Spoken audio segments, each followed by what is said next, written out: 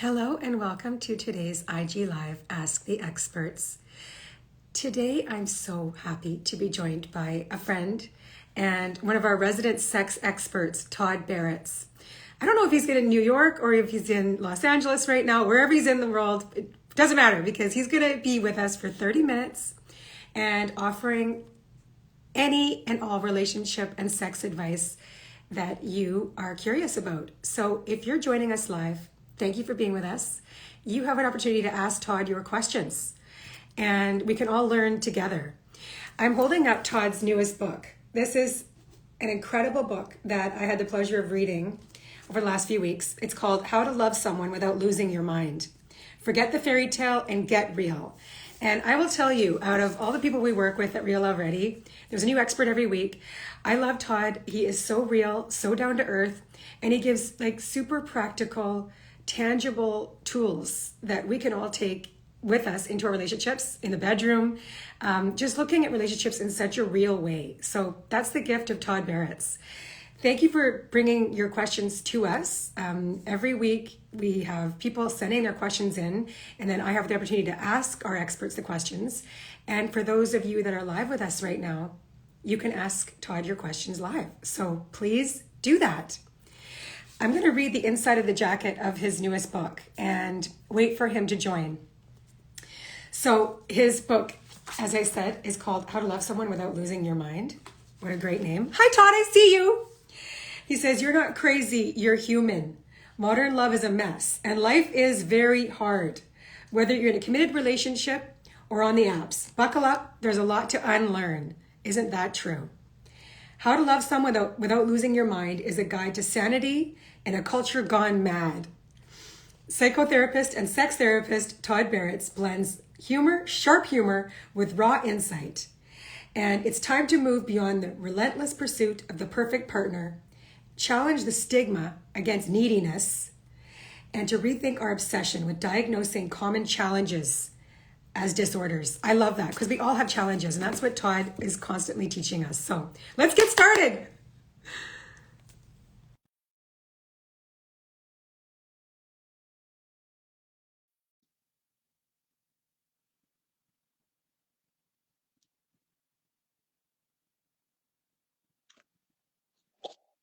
Hello, Todd Hi, Baratz. it's good to see you again. I feel so lucky. I'm so lucky to be with you. My heart warms every time I get to spend time with Todd Baratz. I The love it. same, same. How are you? I'm really good. Thanks. How are I'm you? good. How's I'm good. your book tour I could going? complain, but that's for therapy in an hour. Thank You know what's really fucking great about the God. timing on this, Todd? Is like it seems like every time we talk, you've got your therapy within an hour. It's awesome. It is true. The last time we spoke, I had therapy shortly after. I mean, I have a lot of therapy. What can I say? Yeah, yeah, me too. It I takes love a therapy. It's all good. fucking Yeah, village. Yeah, I have a it is a fucking team. village. I have a whole Yeah. team. All right. Okay, Yeah. Todd, are you ready? We're gonna dive into these Uh, questions. I'm ready. Let's do it. Okay. First one. Do we trust until trust is broken, or don't trust until they earn it? Okay. Do we trust until trust is broken? Or don't trust until they earn it? I mean, this person sounds anxiety sounds anxious. I mean, everyone is anxious. I'm anxious. Everyone's anxious. And so the question of when do I trust? Do I trust after, before, during? Who knows? Trust isn't something that somebody gives to us. It's something that we essentially assign or give to somebody else. And for everybody, they have a very different process of what trust looks like, how it's developed, what it feels like. But a really great way to think about it as micro experiences that over time cumulatively add up to trust. So whoever's asking this question, I would say to be less concerned about when to assign it because it's not like this conscious decision. It's something that occurs and develops over time. So you have to be patient and let our relationships unfold, and trust will either follow or not. Right. I think about myself in relationships earlier on when I was like, in my teens, early 20s. And it's like I was trusting immediately. And it's like, this person is a stranger. I Are was hoping they? that's where you were going because I'm like, Well, I I was just like, think it's I like met you somebody can't. and like day one, I'd be like, I trust them so much. Yeah, but you know what? Now it Trust does takes, have to be yeah, earned. You need to get to know someone. That person's a stranger yeah, until for quite a long time before you're like, okay, actually, I'm starting like with aligned actions and behaviors and words. Okay, like I can. You're building it step by yeah, step, day by day, experience by experience, right? yeah. Yeah. Is the right person, wrong time ever actually true? Yeah, I think timing is a really significant part of absolutely everything we do when it comes to Mm-hmm. anything. So, I mean, for sure, right person, wrong time can definitely happen. But again, I mean, I think we might step away from trying to solve the complexity of why whatever isn't working, that being the right person, wrong time. To me, it doesn't really make a difference. Right person, wrong time, wrong person, whatever. If the relationship isn't working out, it's not working out, and we don't have to put a positive spin on it and say it was the right person, wrong time. But by all means, like if you want to do that, please. Um, but the story is usually much more deeper, much more complicated. So I would say, sure, right person, wrong time. But then also, what's the story behind that? What was the timing issue? Was it you? Was it them? Was it both of you? To really deepen that story and understanding of the phrase right person, wrong time. I Mm-hmm. generally don't like these.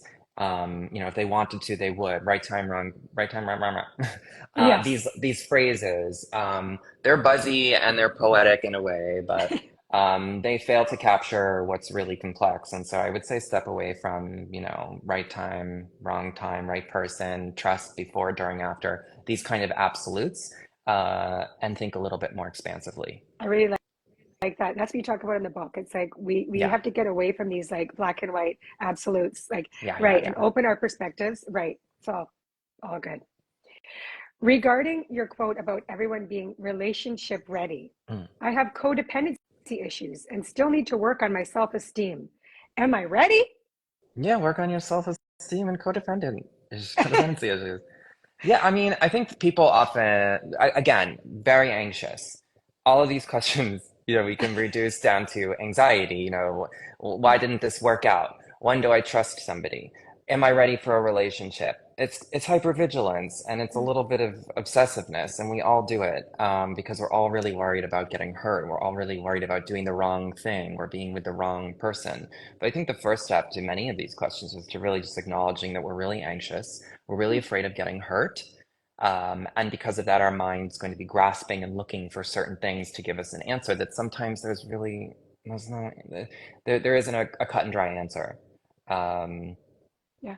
yeah. Okay, Todd. So what about this? Like, what if, like, what would be your guidance with somebody that, okay, they've broken up with a partner, Mhm.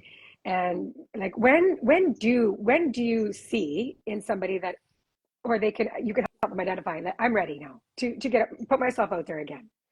Like it's like, okay, you could still be hurt and still feel feelings for your ex, right? Like, but you're like in yourself, you're like, okay, I actually do want to. I have this in me that I do want to be with somebody else, even though I still have stuff going on in my past.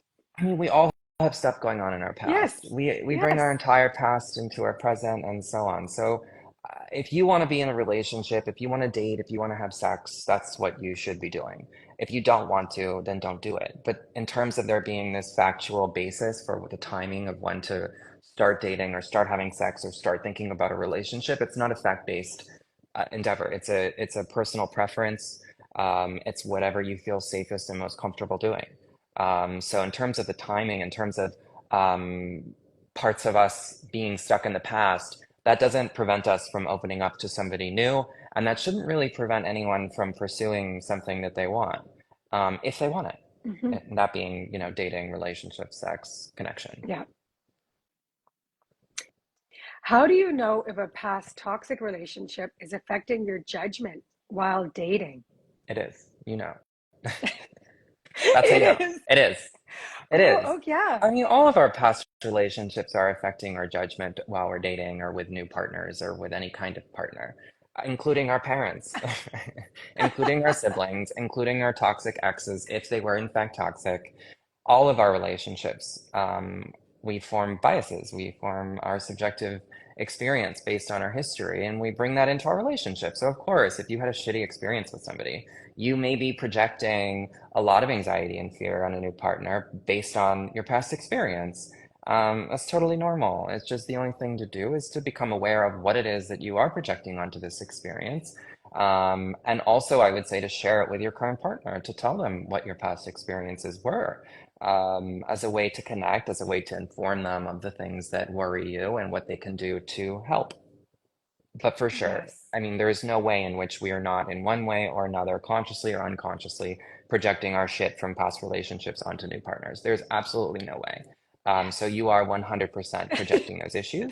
And so whether you're aware of it or not, so you want to be as aware as possible. But yeah, that the answer is yes, you are. How do I know? Because you are. I love it. It's so good. Yeah. Okay. What do you think about sex on the first date?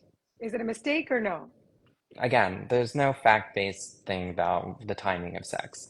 Have sex on the first date, have sex, never see the person again, have sex on the 50th date. It's about your personal preference. It's your body, it's no one else's body. So that's the good news is, we all get to decide what we do with our body. This is empowerment and this is self-control. And that's really the only thing we have control over is our actions. So this is a personal preference. Say have sex sooner than later, especially if you're pursuing somebody for a sexual relationship, and even more so if it's going to be monogamous. You want to see what they've got going on. Also, make sure to talk about it. Talk about it beforehand. Talk about what your expectations are, personal preferences, and that includes timing. If you want to wait, you have to make sure to communicate that to your partner. If you don't want to wait and you feel like you want to test the waters sooner than later and they don't, that's something you want to talk to them about too. But again, no absolute truth about the timing of No. sex. It really does not matter. Have it, Okay. don't have it, Yeah. but do talk about it. Yes. Okay. So Todd, can you give us some words, some communication tools for talking about sex before you have it with somebody for the first time? Yes, you just start talking. You start talking. I think we Okay, just talked start about this. talking. Just start Yeah, talking. I mean, well, first you want to understand why it's uncomfortable for you to communicate around about sex, what the discomfort is, what the anxiety is, what the shame is, because that's the real question, is why don't you communicate? Why do we withhold? Why do we shut down? And then you simply have to, one, accept the fact that it's going to be uncomfortable. Most people feel uncomfortable at the beginning of relationships talking about sex, but it's way more comfortable to push through the discomfort at the beginning than it is a year, 5, 10 years later. Because once you have rules established in a relationship that we don't talk about sex, it becomes even harder. That's not to say don't do it. It's just to say that, you want to push through the discomfort as soon as possible. But, the idea of a formulation of words that's going to be the least uncomfortable, I mean, again, these absolutes, they don't exist. To some extent, we have to acknowledge that it is going to be a little scary, but it's something necessary that we have to do. It's just relational hygiene. We may not like it. You Mm. don't want to go to the dentist, but you just got to do it and be anxious going, and then it'll be over. And also keep in mind that it's about sex. That sex is fun. It's Yes. pleasurable. It's connective. Yes. It's not death. Despite it, for some people, it really feels like that. So it's fun. Yeah. It can be sexy. If you want to text people about it, if you want to write it down and read somebody a letter, you could do that. But can we talk about sex is a really great way to start.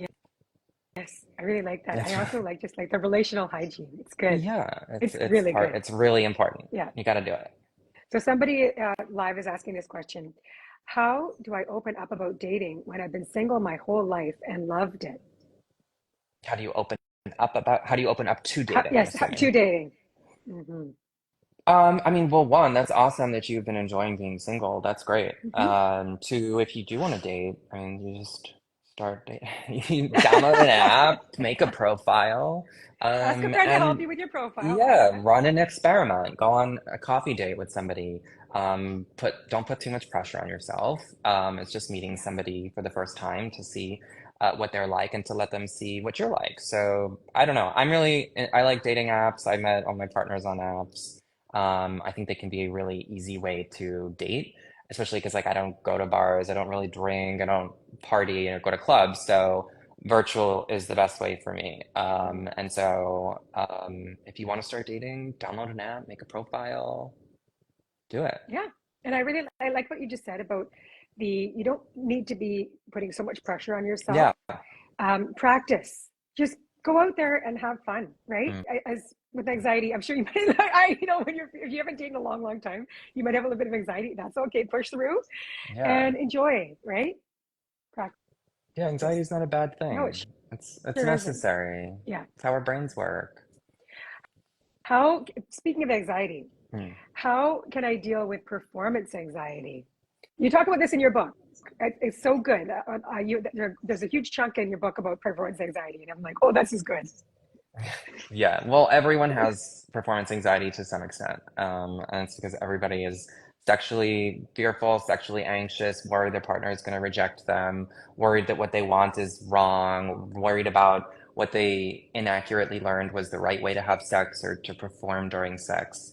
So the best thing to understand is that if you even for a second start thinking about they're not going to like me, they're going to reject me, that's the beginning of your anxiety. And it usually happens way before, yet we don't usually acknowledge or it doesn't, we don't, yeah, we don't acknowledge that we're experiencing performance anxiety until after we've experienced it.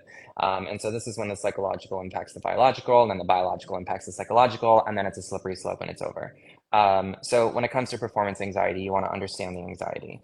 You want to understand what's happening for you, where it's coming from. Is it fear of rejection? Is it fear of thinking you need to have sex in a certain way that you cannot? What is the story of the anxiety? And then you want to probably talk to your partner about it and say, look, I've just been really worried that XYZ. Is this a problem for you? So that's part of it. And the other part of that is to really make sure that you're connecting with your body in the moment. Because when we're experiencing anxiety during sex, we're connecting with our anxious thoughts. We are not connecting with our body. And then by definition, this is how the psychological impacts the biological. By definition, we're decreasing all of the hormones that we need for arousal because we are not in touch with our body. And so Mm-hmm. you really want to practice. It's helpful to do this during masturbation, but you can also do this during partnered sex. You really want to practice being connected to your body. So that means feeling the rising pleasure, feeling being touched or touching, really paying attention to the sensory experience that is sex. So two components, one, making meaning, and two, connecting with your body. Mm-hmm. But performance anxiety is something that we all have because unfortunately we've learned what we haven't learned about sex, and we often learn about it by watching porn or a movie, and it's all wrong. So everybody has some incorrect ideas about how sex should go. Then you add some relational anxiety, and there you go, performance Yeah. anxiety. Like you said before, it's like it could be like it's like a smell. Something doesn't smell right. And all of a sudden you're feeling like you're totally, something happened. It's like Yeah, physically, you're not in the mood all of a sudden. I don't know, that's right? me. Yeah. Every single detail, Yeah. the temperature of the room. Yeah. But you know that about yourself. You're Yes, aware of that, right, Todd? I'm So aware. that Yeah. right there, the awareness piece is so important. So So you I make know sure the your turn AC is offs. on. Yeah. Exactly. The candles are burning, the AC is Yeah, on, the mood exactly. is right. Exactly. You Yeah, really want to tend to your body, what you need. right. How can I stop thinking negative things about my ex and move on? Hmm. Mm. Well, don't stop thinking negative things, but no, I'm kidding. Um, how do you stop thinking negative things? I think, well, at the beginning, when a breakup begins, you're probably not going to be thinking great things. And that's about your Hmm. ex, about the world, about the future, about your life, about, dying alone. You're going to probably be thinking shitty thoughts. But as time goes on, we really want to use our relationships as a stepping stone to grow and to then therefore form better relationships. Mhm. So if you're holding on to anger with your ex, there's something there that's left for you to look at. I don't know what it is, but there's definitely something there. It doesn't mean that if your ex hurts you that you have to celebrate them, but it does mean that there's something left over for you to heal, left over you to resolve with inside yourself that you can't get from them, and that you have to do some work around to figure out, what it is that you've held on to. Again, not saying that we need to celebrate hurtful things that exes have done or being mistreated, but if somebody wants to stop thinking negative, angry thoughts about their ex, then, that means that there's some work left to be done and some awareness to be made about what happened, and honoring the relationship in a way that you can move on from. Hmm. That was great advice, Todd. What is the best way to start a conversation with my partner who never seems to want to have sex? So you want The best to talk way to about have a sex, but then how do you, conversation. yes, yeah, what would be like some, right? It's like you're wanting it and they're not. They just keep saying no. And what do you do? Well, can we talk about sex? Yes. Can we It's talk that about sex? simple. Yeah. And the thing that, you want to make sure is that you're not criticizing them. You never want to have sex with me. You do blah, blah, blah. You can say, our sexual connection is important. Can we talk about sex? I notice that we haven't had sex that often, and it's really important to me. And I'm wondering where you are with that. Right, What do you want? right. And, maybe they say, oh, I'm not really interested in having sex that much. And you could say, well, I am, and I'm just curious, how can we negotiate this? How can we compromise? Because this is really important to me. And it's important for people to keep in mind, whether you're a high desire or low desire partner, that sex isn't just about getting off or a genital, that it's about sometimes for couples, not sometimes, most of the times, for couples, a really big way to express love and to receive love. So this is an important conversation to have. And if your partner is oppositional to the conversation or trying to shut it down, you know, empower yourself to challenge and push them and to say, hey, this is really important to me. I really, really want to talk about this. And you may have to do it multiple times, but it's important that you be the one to prioritize your pleasure. If you want to have sex, you have to prioritize and make it happen. Oftentimes, couples get into this habit where they're waiting for their partner to initiate, or they're wanting their partner to prioritize their sexual desire. But if you want to have sex and your partner doesn't, you're going to have to be the one to prioritize that. Mm, that's good. You know, Really I know good. in an ideal world, we say, well, we want our partners to prioritize our pleasure. And of course we do. But at times in relationships, desire declines and we have discrepant desire, differing libidos. And then it becomes our responsibility to prioritize our own pleasure. Hmm. Yeah. I'm ruining my relationship with my partner because I am Okay. depressed and don't know how to communicate. I don't love myself and don't know what Mm, to mm, do. Do you have any ideas? mm, When you're depressed, I mm. mean, it's, Now I yeah, want to you're in give your this own, person a big I know. hug. Um, I mean, we all go through depression. It rains and pours sometimes. I think, got to get out of this space of I'm bad or my partner is bad. In that space, nothing can happen. And I see this a lot where when I'm seeing a couple, they're either going to this place of I'm terrible or they're terrible. And it's an old story. It's a boring story. If you actually want to connect with your partner, you have to stop blaming yourself and you have to start asking yourself what it is that you want.